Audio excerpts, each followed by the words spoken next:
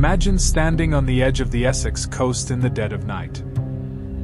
The North Sea is freezing. The isolation is absolute. The fog is so thick it erases the horizon line, confusing the human brain. It is March 2026. A 30-year-old brilliant psychologist, a woman who spends her entire life studying human behavior, reading micro-expressions, and spotting deception, walks towards Brightlingsea harbor. She is highly experienced. She is not the type to take reckless risks. But hours later, a solitary emergency ping emits from the dark, pause 1x, freezing waters of the sea. When search and rescue authorities arrive, pause 3x, there is no boat. There is no sign of a struggle. There are no personal belongings floating in the tide. And there is absolutely no trace of Vitória Barreto. Just an impossible digital echo screaming from the abyss. How does an expert of the human mind simply evaporate into the ocean? Hello, and welcome to the Cold Inquiry Files. I am your host. Take a deep breath, lock your doors, and join me as we step back into the fog of the United Kingdom's most baffling unsolved anomalies. Today, we are opening a file that is still haunting investigators as we speak. A mystery that defies logic, geography, and human psychology. To truly understand the gravity of this anomaly, we must look at the victim and the geography of the event. Vitória Barreto was a Brazilian visitor, spending time at the prestigious University of Essex. Those who knew her described her as profoundly observant and entirely grounded in reality. She analyzed how the human brain reacts to fear and manipulation. On the 3rd of March, Vitória's path took her towards the harbor. It was supposed to be a standard, mundane trip. The CCTV cameras in the surrounding streets captured her walking with purpose. There was no hesitation. She did not look over her shoulder. It was as if she was summoned by something, or someone, waiting at the water's edge. But somewhere between the safety of the university grounds and the harsh edge of the harbor, the timeline completely fractures. Vitória vanished. She didn't pack her belongings. She didn't notify her family. The stage was set. The props were left behind. But the actor had simply vaporized from the locked room of her own life. Now, before we delve into the terrifying forensic impossibility of the emergency ping, I want you to stop and think about this psychological puzzle for a second. We are dealing with a trained psychologist. Do you think a woman with her expertise was lured into the dark by someone she deeply trusted? Or did she accidentally stumble upon something near that harbor that she was never meant to see?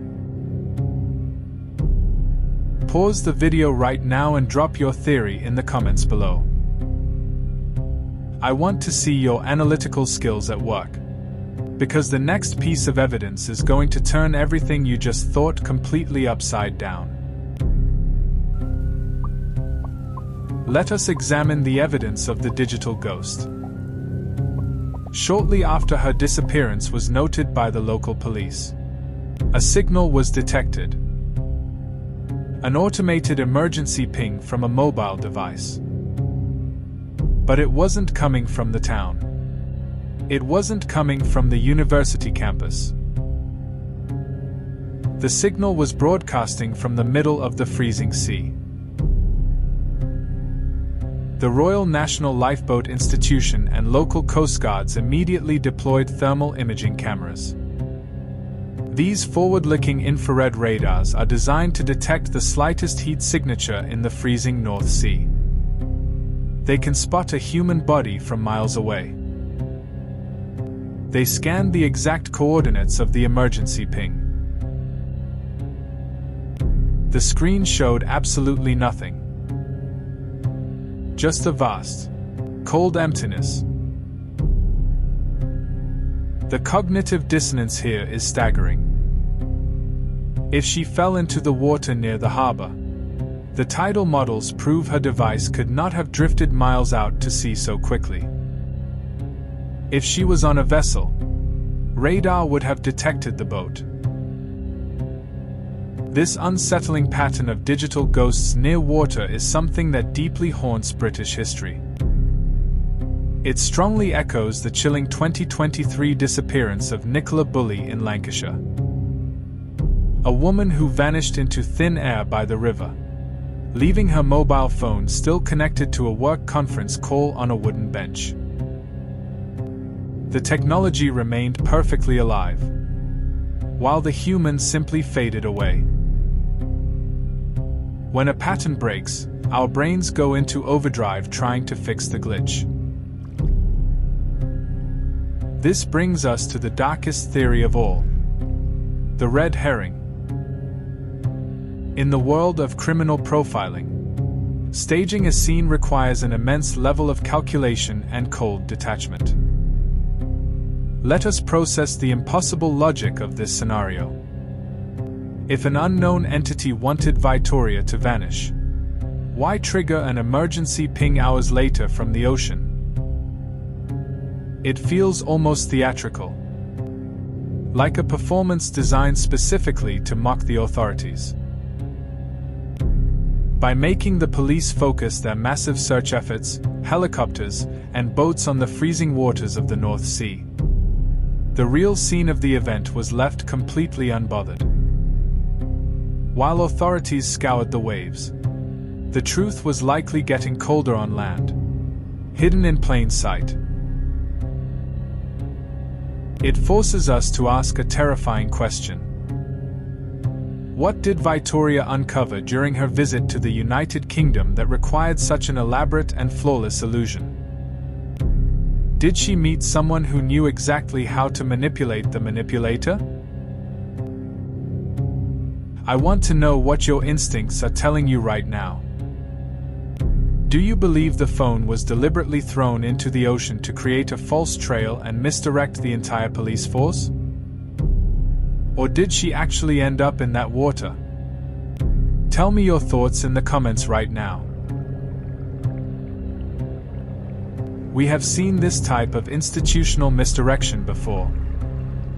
It reminds us of the tragic failures in the case of 14-year-old Sarah Benford in Kettering. A case where the environment remained perfectly intact, holding onto secrets that investigators struggled for decades to decode, while authorities looked in all the wrong places. The Essex anomaly leaves us with a frozen tableau. A brilliant mind swallowed by the fog, and a digital cry for help from an empty ocean. The chilling reality is that right now, somewhere out there, the truth is submerged in absolute silence. That is the end of today's inquiry, but the investigation belongs to you now. Did your initial theory change after hearing the details of the red herring? Let me know your final conclusions in the comments below. I read every single one of them, and this community has some of the sharpest investigative minds on the internet.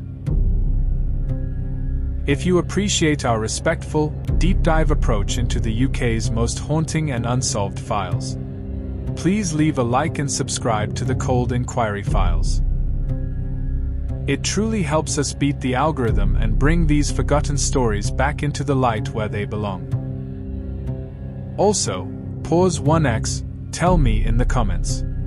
What local British mystery from your area should we open the files on next? Until next time, keep your doors locked, trust your instincts, and stay curious. Good night.